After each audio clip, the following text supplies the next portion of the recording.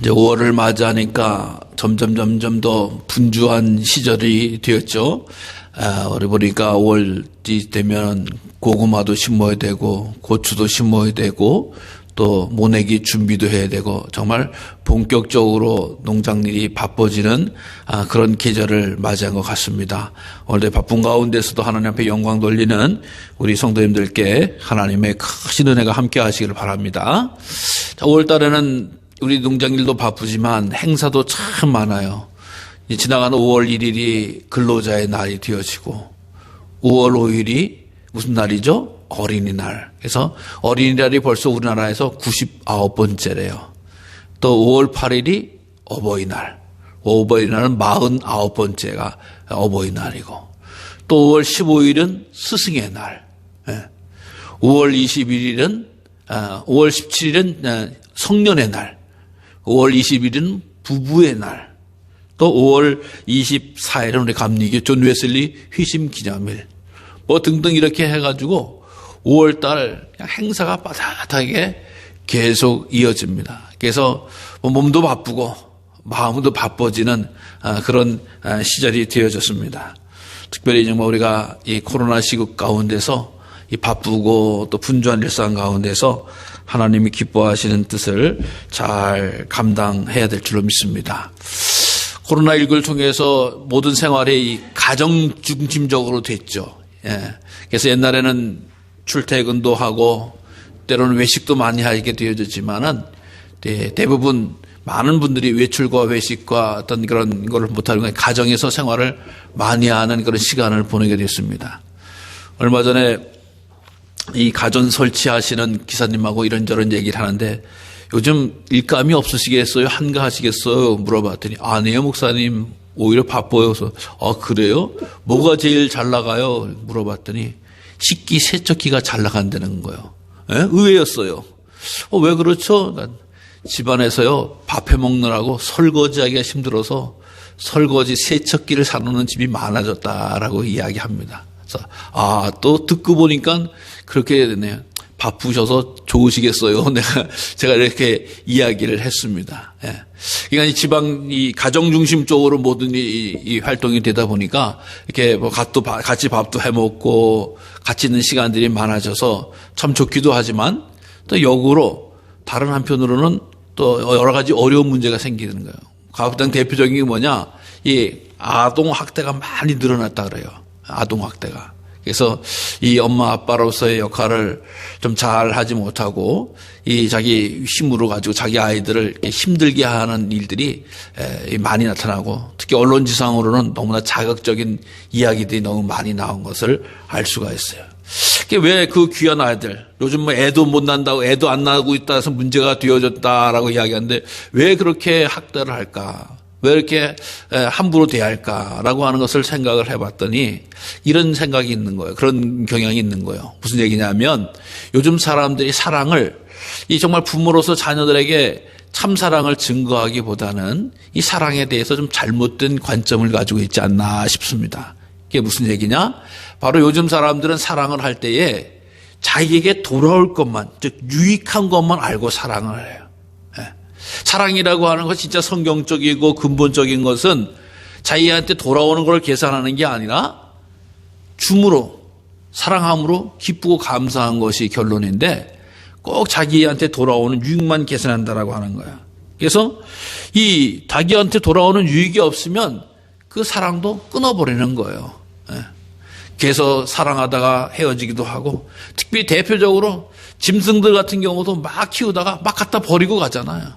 자기한테 유익이 안 된다라고 생각하면 옛날에는 뭐 우리 애기다 뭐 그러고 별짓을 다 하던 짐승들도 버리고 가는 게 사람들의 사랑의 모습이다라고 하는 거예요. 너무나 안타깝습니다. 정말 우리 안에 온전하고 거룩한 사랑이 날마다 불타오를 수 있기를 기도하시기 바랍니다. 로마 시대에 그런 일이 있었다고 그래요. 우리 한국은 옛날에 며느리들이 그 집안에 불씨를 꺼트리지 말아야 된다. 그래서 아궁이의 불씨를 잘 관리했다라고 하잖아요. 근데 로마에서는 이 사람들을 그 동네 한가운데 광장에서 불씨를 관리했다는 거예요. 그래서 광장에서 불씨를 헐헐 타올라 가지고 그 불씨를 가져다가 식사도 해먹고 어둠도 밝히고 난방도 하고 그래서 그 동네마다 한 사람씩 이 불씨를 관리하는 사람인데 불꽃을 관리하는 사람이 있었다고 그래요. 그런데 그 불꽃을 꺼트리면은 그 동네 사람 그 생명을 불 관리하는 사람들이 생명을 잃게 되어질지도 모른다라고 하는 거예요. 그래서 불씨 관리하는데 자기 목숨을 걸고 불씨를 관리했다 그럽니다. 예. 여러분 우리 믿음의 자녀들은 주의 성령의 불꽃, 사랑의 불꽃을 잘 관리하기를 바랍니다. 잘 꺼지지 않도록, 소멸되지 않도록. 그래서 우리 믿음의 자녀들이 하나님의 주신 은총으로 말미암아서 복의 복을 더하시기를 바랍니다. 자, 오늘 본문의 말씀은 요한일서의 말씀이고 또 우리가 찬양을 통해서도 은혜 받고 또 은혜 나누는 그런 복된 찬양이고 귀한 말씀이 되어집니다. 그래서 성경은 이 사랑의 관계를 아주 중요하게 여기고 특별히 예수님께서 사랑하는 제자 요한이라고 하는 것은 요한은 예수님의 사랑을 아주 듬뿍 받은 참 귀한 분이세요. 그분이 오늘 요한서에서 요한 1, 2, 3, 4를 통해서도 항상 사랑에 대한 표현을 많이 해주고 그 말씀을 받는 대로 잘 증거해 주신 것을 보게 됩니다. 근데 그분이 제일 먼저 이 사람들에게 하시는 말씀, 오늘 7절의 말씀에 보면 사랑하는 자들아 우리가 서로 사랑하자라고 말하고 있어요. 사랑하는 자들아. 이 사랑하는 자들아라고 하는 말씀은 누구를 이야기하는 걸까요? 아무나 보고 하는 얘기가 아니에요. 바로 같이 신앙 공동생활을 하는 성도들에게 대해서 사랑하는 자들아. 사랑하는 장로님, 사랑하는 권사님, 사랑하는 집사님, 사랑하는 성도님이라고 이해가 말씀하는 거, 그렇게 이야기하는 것 같은 거예요. 그래서 아무한테 사랑하는 자들아라고 표현하는 것이 아니라 정말 귀하게 역사하시는 분들에게 사랑하는이라고 하는 표현을 한다라고 하는 거예요. 그래서 우리가 집안에서도 그렇고 가정에서도 그렇고 교회에서도 그렇고 앞에다 이 사랑하는이라고 하는 말을 붙이는 게 참 되게 우리 이제 이 자리에 계신 분들은 다 거의 다 할머니 할아버지 되시잖아요. 하고 뭐 안 됐어도 사랑하는 분들이 다 있죠. 근데 그냥 누구누구야라고 부르는 것보다 사랑하는 손녀야, 사랑하는 손자야, 사랑하는 며느라, 사랑하는 아들아, 사랑하는 뭐 딸아, 사랑하는 할아버지, 할머니, 사랑하는 누구누구야 라고 하면서 이 사랑하는이라고 하는 표현을 구체적으로 증거하고 선포하는 것이 참 아름다운 것 같아요. 그래서 우리들이 이 사랑이라고 하는 관계를, 이 말씀을 항상 많이 이렇게 반복하고 흘러 넘칠 수 있도록 표현하는 것이 아름답습니다. 그래서 이제 어린이날, 어버이날 이렇게 맞이해서 자녀들도 뭐 왕래하고 혹은 전화를 통화를 할 때 기왕이면은 사랑하는이라고 하는 말이 잘 나올 수 있도록 연습 좀 한번 해보세요. 집에 가서 오늘부터 사랑하는, 맨날 하나님 사랑합니다. 하나 사랑하는 하나님. 자, 사랑하는 딸아, 사랑하는 아들아, 혹은 사랑하는 아내, 사랑하는 남편. 이렇게 해서 잘 말을 해요. 근데 그거 하는 말씀이에요. 그것이 바로 우리가 서로 사랑하자라고. 사랑을 전하면요, 무슨 일이 벌어져요? 사랑이 오게 되어 있는 거예요. 서로 사랑하게 되어지는 거예요. 사랑은 항상 쌍방으로 되어질 수밖에 없어요. 그 사랑은 사람의 감동과 은혜를 끼치게 되어진다라고 하는 거예요. 그래서 그 사랑하는 사람이 바로 다른 사람이 아니라 하나님에 속한 사람이다. 하나님에 속한 사람. 우리가 믿음의 사람을 하나님께 속한 사람이라고 일반적으로 우리가 알고 이야기합니다. 그래서 믿음 있는 사람이 하나님의 사람이다라고 하는데 이 사도 요한은 그걸 구체적으로 드러나서 사랑이라고 하는 표현을, 사랑하는 사람이 하나님의 사람이다. 사랑하는 사람이 믿음의 사람이다라고 하는 거예요. 왜 그러냐? 사랑하는 자가 하나님으로부터 나서 하나님을 알고, 사랑하는 자가 하나님으로부터 나왔고 하나님을 안다라고 합니다. 성경에서 안다라고 하는 표현은 제가 가끔 다른 곳에서 구체적으로 말씀을 드립니다만 이렇게 이야기하는 거예요. 사랑한다라고 안다라고 하는 것은 누가 사랑하는지 이렇게 머리로 하는 것이 아니라 함께 먹고 또 자고 일어나고 생활하고 모든 것을 아는 거예요. 옆집에서 아는 게 아니라 함께 살아가는 거예요. 함께 모든 것을 공유하는 거예요. 모든 것을 나누는 거예요. 그러니까 하나님을 이렇게 아는다라고 하는 거면 사랑할 수밖에 없다라고 하는 거예요. 그러니까 사랑하지 아니하는 자는 하나님을 알지 못한다라고 하는 말은 하나님을 알지 못하기 때문에 사랑하지 못한다라고 하는 거예요. 그러니까 모든 하나님의 이 모든 세상의 원리는 하나님으로부터 출발된 거 아니겠어요? 여러분, 이 세상에 하나님 없이 출발된 게 어디 있어요?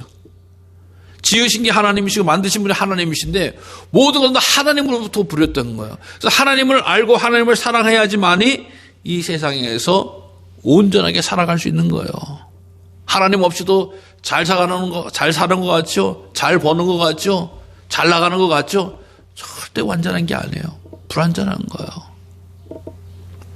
하나님은 사랑이십니다 라고 하는 거예요. 하나님이 사랑했기 때문에 세상을 만드셨고 하나님 우리를 내셨고 우리를 보내주시고 지켜주셨다라고 하는 거예요. 근데 구체적으로 딱 집어서 말씀하는 거예요. 9절에 하나님이 사랑이 우리에게 이렇게 나타난 바 되었으니 하나님이 자기의 독생자를 세상에 보내심은 그로 말미암아 우리를 살리려 하심이라. 사랑하는데 뒷짐지고 있고 머리로만 내 너 사랑한다 말만 하고 있는 게 아니라 독생자 유일하고 소중한 예수님을 이 땅에 보내주시고 또 그를 통해서 우리를 살린다. 때로는 돈을 구워주는 친구도 좋은 친구야. 함께 길을 가주는 것도 좋은 친구, 귀한 친구야. 가장 중요한 친구, 가장 중요한 사랑은 뭐요?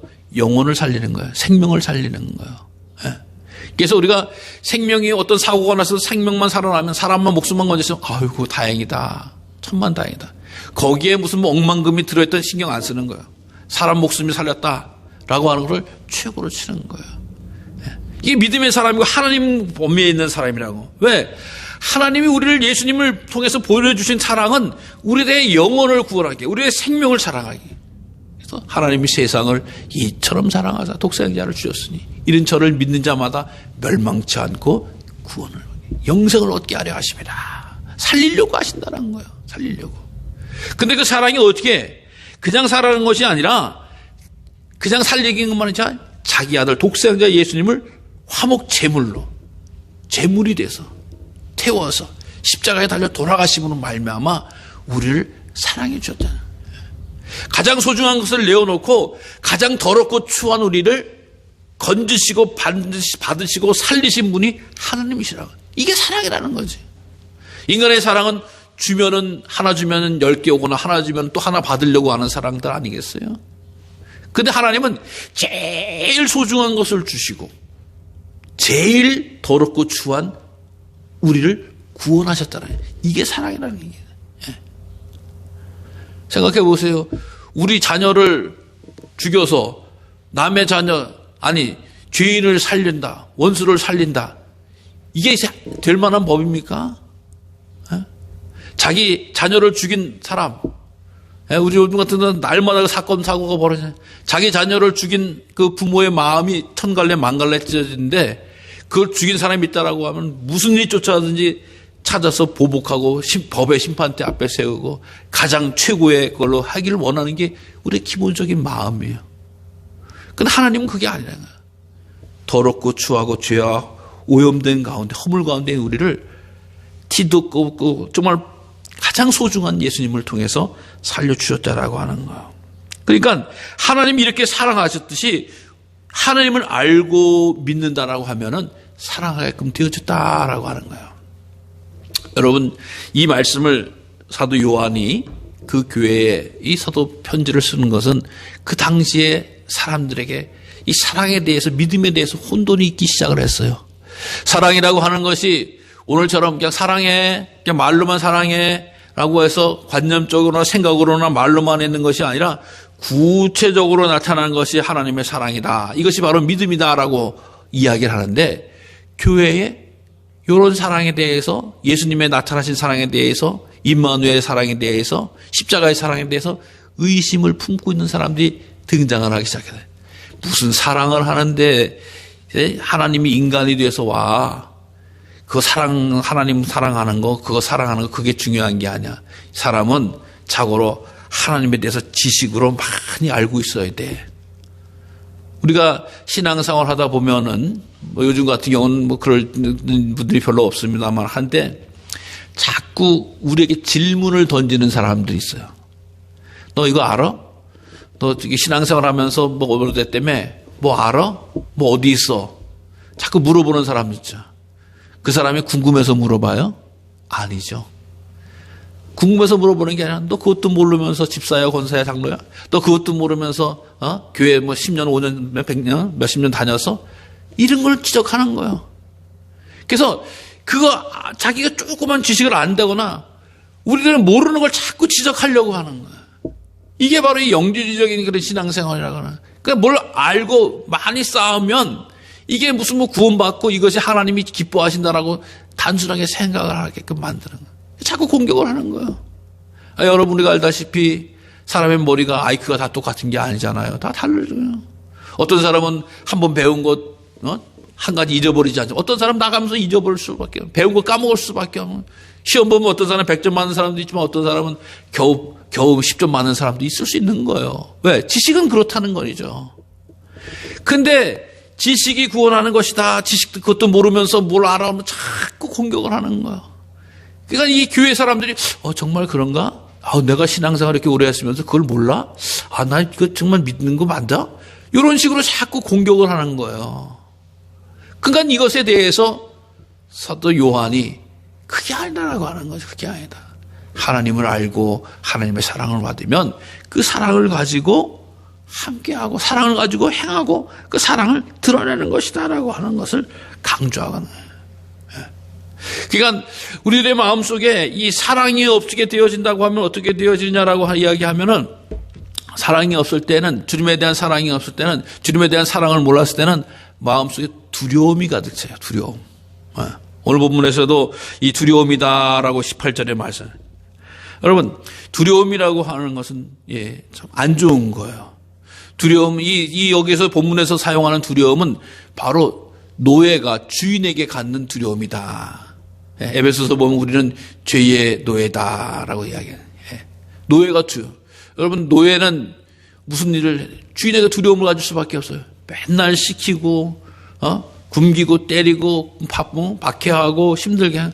그러니까 오늘도 주인이 나한테 무엇을 한 거 할까? 이게 주종의 관계를. 맨날 죄 가운데 있는 사람은 날마다 두려운 거예요. 염려하는 거예요. 근심하는 거예요. 슬퍼하는 거예요. 오늘도 무슨 일 당하면 어떡하지? 마귀가 어떻게 하면 어떡하지? 사단이 어떻게 하면 어떡하지? 라고 하면서 자꾸 자기를 두려움 가운데 몰아넣는 사람이에요. 근데 온전한 사랑이 두려움을 내쫓았다. 믿음의 자녀가 되어서 하나님의 자녀가 되면 어떻게 돼요? 담대함이 생기는 거예요. 담대함이. 우리 아버지가 누군지 알아? 누구야? 하나님 아버지야. 그럼 담대함이 생기는 거란 말이에요. 그래서 주님 앞에 주님과의 관계를 맺고 하게 되면 오늘도 하나님을 찬양하는 거예요. 오늘도 하나님을 감사하는 거예요. 그래서 하나님의 뜻대로 살아가는 귀한 일을 감당하게 되어진다라고 하는 거죠. 그래서 하나님이 그 중심에 없는 사람은 두려운 사람이에요. 하나님이 그 중심에 있는 사람은 어떻게 돼? 담대한 사람이에요. 행여 어려운 일을 당할지라도 곤란 일을 당할지라도 아픈 일을 당할지라도 누가 내 뒤에 계셔? 누가 내 안에 계셔? 하나님이 계신다. 하나님이 내 아버지다. 그래서 두려워하거나 떨거나 뭐라지? 그래서 이 주님께 하나님의 사랑을 받는 자는 이렇게 놀라운 능력을 감당하게 되어진다라고 하는 거예요. 그 놀라운 능력을 감당하고 나서 하나님 우리 사랑을 깨닫는 자는 형제를 사랑한다. 아까도 얘기했잖아요. 지식을 자꾸 물어보는 자는 형제를 사랑하는 자가 아니야. 비판하는 자. 그 당시에 교회에 와가지고 신앙생활 하는 사람이 자꾸 지적질하는 거예요. 너 알아? 그거 알아? 몰라. 너 그거 지식이 없어. 자꾸 힘들게 하는 거 꼬챙이로 찌르는 거예요. 그런 사람이 있는 게 절대 사랑이 아니더라고요. 진실한 믿음과 하나님의 사랑을 잘 알아야 된다. 여러분 그래서 우리가 어떤 일이 있어도 주님과의 사랑의 관계를 잘 감당하시기를 바랍니다. 잘 사랑해. 주님은 우리를 향한 사랑은 변함이 없는 거예요. 영원한 거예요. 끊임없이 주님이 사랑해 주시는. 그래서 주님과의 사랑에 빠져서 살아가는 것이 얼마나 귀한인지 알 수가 없어요. 여러분 주님과 사랑하고 있다라고 하는 거 어떤 식으로 나타나는 줄 아세요? 바로 우리의 삶이 규모 있어집니다. 즉 하나님의 말씀대로 살아가는 거예요. 예수님을 믿기 전에 하나님을 만나기 전에 하나님의 사랑에 거하기 전에는 규모 없이 자기의 기분에 따라서 감정에 따라서 울쑥불쑥하게 살아가요. 그러나 믿음의 사람들은 하나님의 계명을 써요. 하나님을 사랑하는 자들은 나의 계명을 지켜라 라고 주님께서 말씀해 주고 있거든요. 그래서 일찍이 하나님께서 백성들을 부르시고 택하셨을 때 하나님의 계명을 주신 거예요. 그래서 어떤 식으로 너는 마음을 다하고 목숨을 다하고 뜻을 다하여 주 너희 하나님을 사랑하라 라고 말씀해줘. 이게 규모 없는 삶이라고 하는 게 아니에요. 모든 것을 다해서 하나님을 쫓으려고 하는 사람, 이게 사랑. 여러분, 부부가 오랫동안 살면은 어떻게 된다고 그래요? 닮는다라고 이야기되는데 원수 된다 이렇게 얘기하면 안 되는 거죠. 부부가 오래 살면서 닮는다는 거예요. 왜? 서로에게 맞춰주는 거예요. 말도 맞추고 생각도 맞추고 뜻도 맞추고 그러니까 닮아지는 거예요. 이게 우리가 주님의 계명을 쫓아야 된다라고 하는 건 주님에 맞춰주는 거예요. 내 삶을 놓치는 게 아니라 주님께 맞추는 거야. 아, 오늘은 내가 이렇게 해야지. 아, 내가 이럴 땐 어떻게 해야지. 해서 주님께 한번 맞춰야 나가는 거예요. 계명이라고 하는 거. 얼마나 귀한이고 아름다운 일입니까? 주님을 사랑하는 자는 점점 주님께 맞춰져서 그런 삶을 살아간다라고 하는 거예요. 그리고 또 우리 주님 앞에 이 사랑하고 있다라고 하는 것은 어떻게 알 수 있냐? 기뻐하는 거예요. 주님이 일이라고 하면 기쁨이 있는 거예요. 여러분, 주님의 일이라고 하면, 주님의 말씀이라고 하면, 주님을 향한 찬양이라고 하면 기뻐하는 거예요. 사랑하는 사람들이 만나면은 기뻐요. 와, 기쁘다. 짜증나지 않아요. 또 사랑하지 않는 사람 보면 기분 나빠요. 사랑하지 않는 사람은 별 무감각해요. 근데 사랑하는 사람 만나면 기쁨. 그래서 이 기쁨을 주님 안에서 먼저 회복하셔야 돼요. 주님 만나는 것이 기쁘고, 주님 말씀 듣는 것이 기쁘고, 주님께 예배 드리는 것이 기쁘고, 주님 찬양하는 것이 기쁨. 기쁨이 내 속에 있어야 돼요. 또 사랑하는 사람들은 어떻게 해요? 자랑하기를 바빠요. 자랑. 여러분, 부모에서 이제 자녀를 양육해서 출가시켰고 이제 손자를 낳기 시작하는 분들의 특징은 뭐예요? 딸, 아들, 며느리 보이지도 않고 손자만 보이는 거야. 그래가지고 핸드폰에다가도 얘가 손자를 얘가 벌써 이렇게 컸다고, 얘가 이렇게 똑똑하다고 똘망하다고 자랑하기를 바빠요. 자랑. 왜? 사랑이 막 넘쳐 뚝뚝 떨어지는 거야, 사랑이. 그래서 어디서 그랬잖아요. 야, 이제 저기 자랑하려면 돈 10,000원씩 내고 자랑해. 친구들끼리 막 얘기하다가 자기 손자 자랑을 하도 하니까 나 20,000원이라도 내고 내가 자랑할게. 자랑하고 싶은 거예요. 얼마나 이 자랑. 그러니까 이 사랑에 이 충만한 것은 우리의 삶을 치료하고 우리의 삶을 건강하게 생각을 하게 돼요. 그런데 그렇지 못한 분은 어떻게 생각하냐면 과거에 자꾸 나는 부모의 사랑도 못 받았는데, 엄마 사랑 못 받았는데, 아빠 사랑 못 받았는데, 남편 사랑 못 받았는데, 마누라 사랑 못 받았는데, 그러면서 못 받은 사랑에 대해서 아쉬워요. 답답해요. 섭섭해요. 다 필요 없는 거예요. 지나가고 나서 주님 사랑 안에서 주님을 사랑하면 주님께 기뻐하고 감사하고 나아요. 그래서 사랑이라고 하는 것이 과거에 머물러 있게 하는 것이 아니라 현재를 복되게 하고 영혼을 아름답게 만드는 거예요. 예? 아, 나 이제 주님 사랑해서 천국 갈 텐데, 나 지금 주님 사랑하면서 너무나 귀하고 아름답다 라고 하는 인생을 복되게 살아가는 것이 주님과의 사랑 관계에 있으신 분들의 이야기라고 하는 거예요.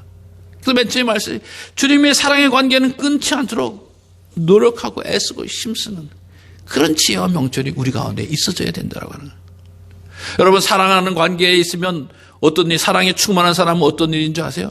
나도 기쁘고 나도 행복하고 나도 감사하지만 우리들의 주변을, 이 사회를 건강하고 복되게 만드는 사람들이 바로 주님과의 사랑의 관계에 있습니다. 어느 목사님이 개척을 했대요. 교회를 개척해서 큰 땅, 건물을 가지고 개척한 게 아니라 지하실에다가 이제 어렵게 개척을 시작을 했어요.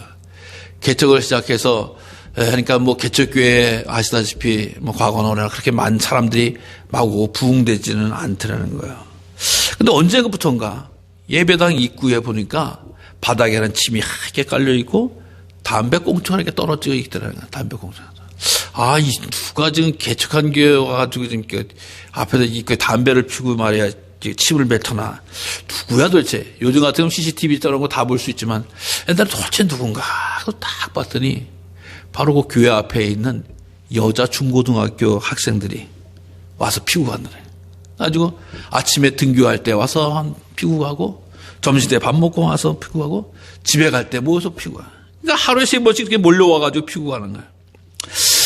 그 목사님이 때로는 화가 나셔서 이것들을 한번 혼내야 되겠다라고 생각을 하는데, 그러다가도 도대체 하나님의 뜻이 뭔가 라고 하는 걸 한번 좀 생각을 하고 기도해요. 그래서 이것저것 생각하다, 그래, 내가 좀 햇볕 정책을 펴야 되겠다라고 생각을, 햇볕 정책을 펴야 돼. 그래서 아무 말 없이 피구관 꽁초를 치우기 시작을 하고 침을 닦은. 근데 침 닦는 일이 너무 힘든 거예요. 너무 많이 뱉어놓고. 그래도 생각을 하면서, 이 사람들, 우리 개척교회 사람들 아무도 안 오지만, 그래도 이 학생들에도 입구까지 해도 온 게 하나님이 보내주신 거겠지라고 하는 그런 마음이 언제부터 들기 시작을 했더니, 그래서 사모님한테, 여보, 귤 한 박스 좀 사갖고 와요. 그래서 귤 한 박스를 해서 이렇게 한 접시에도 내다 놓고, 잿더리도 만들어 놓고, 물 대접도로 이렇게 글씨를 써놨다 그래요. 여러분 환영합니다. 이 계단에 온 분들은 이미 우리 교회 식구들입니다. 편히 쉬었다 가십시오. 이 귤도 여러분 것입니다. 남은 것 가져가서 친구들과 나눠 드세요. 감사합니다. 여러분의 목사가. 그래서 목사님이 계속 사모님한테 떨어지면 또 뭐 먹을 걸 사놔라, 사다 줘라 라고 해가지고 계속해요. 그래서 때로는 뭐 과일이나 사탕도 또 커피도 이렇게 내요. 그런데 이게 오는 사람이 누군지를 아니까 거기다 계속 편지를 써서 같이 놓는 거예요. 공부하느라고 고생 많지. 시험 볼 땐 시험 잘 봐라. 고생 끝 행복. 또 추우면 춥다고 길을. 그 다음에는 교회 문 열어놨으니까 커피나 라면 마음껏 끓여 먹고 가라. 또 부활절 되면 부활절 계란도 나눠고, 뭐 성탄절 되면 카드와 또 과자도 나눠주게 되어졌어요. 그러면서 목사님이 그들을 이제 만나기 슬슬 시작하면서 혹은 편지를 쓰면서도 담배 끊어라, 침 뱉지 마라, 절대 말씀 안 하셨다는 거예요. 그냥 끝말에 사랑하는 여러분, 사랑하는 딸들, 점점 가까이지면서 사랑하는 딸들, 뭐 서론 좋은 성적 내라라고 이야기를 해요. 그러면서 학생들도 답장이 오기 시작을 하는 거예요. 목사님 감사합니다. 목사님 짱. 열심히 공부할게요. 그러면서 써놓고 가는 거예요.